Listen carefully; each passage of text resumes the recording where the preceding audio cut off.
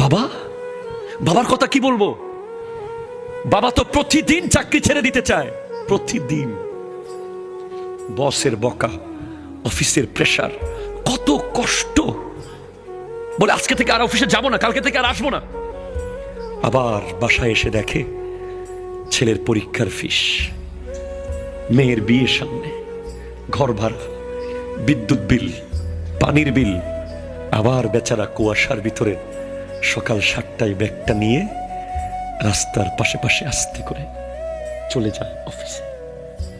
মা 10 মাস 10 দিন পেটে রাখে, বাবা 25টা বছর ব্রেইনের ভিতরে ঢুকিয়ে রাখে। বাবা যেখানেই যাক, বাবা বাবা আছে। যার বাবা আছে সে বলে বাবা আমার আছে। কেউ আপনাকে এটা থাপ্পড় মারলে কেউ কথা না বলুক, বাবা এসে বলবে বাবা রে আমি তোর বাবা আছি তো।